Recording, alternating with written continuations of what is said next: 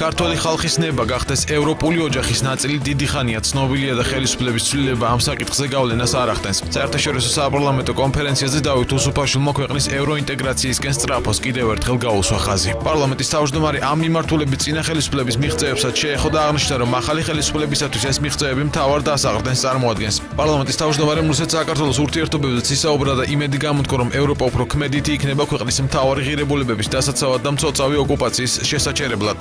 ჩვენ გვინდა გამოვიყენოთ, დავეხმაროთ იმ მიღწევებზე, რომელიც საქართველოს დღემდე ჰქონდა წინა ხელისუფლების პირობებშიც და იმის წინა ხელისუფლების პირობებშიც, როდესაც ევროპაზე და ნატოზე ვსაუბრობ,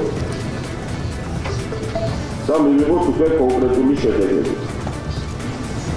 ჩვენი დღევანდელი კონფერენცია სწორედ ამ საკითხს და ამ თემას ეძღვნება.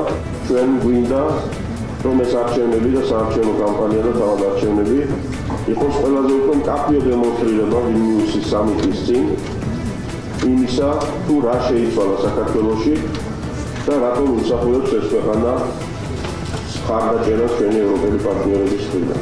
კონფერენციაზე ასოცირების ხელშეკრულებასთან ერთად ევროკავშირთან ღრმა და ყოვლისმომცველი ვაჭრობის ხელშეკრულებაზე და ქვეყნის კანონმდებლობის ევროკავშირის კანონმდებლობასთან შესაბამისობაზე იმსჯელეს.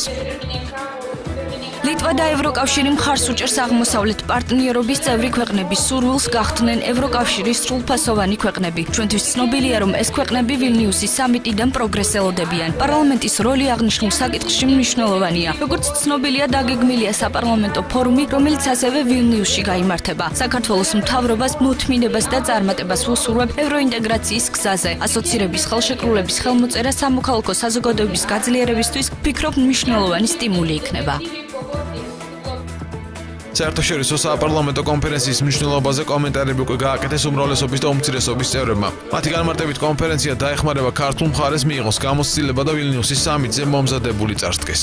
საპარლამენტო დელეგაციების ასეთი შეხვედრა სწორედ ემსახურება იმას, რომ ჩვენ კიდევ უფრო მეტად დავუკვირდოთ ჩვენი პოზიცია, კიდევ უფრო მეტად მომზადოთ ის ქვეყნები, ის დელეგაციები, ის ადამიანები სამიტისთვის, ვისაც სერიოზული და ძალიან მნიშვნელოვანი როლი ექნება ვილნიუსის სამიტზე საკითხის გადაწყვეტის დროს.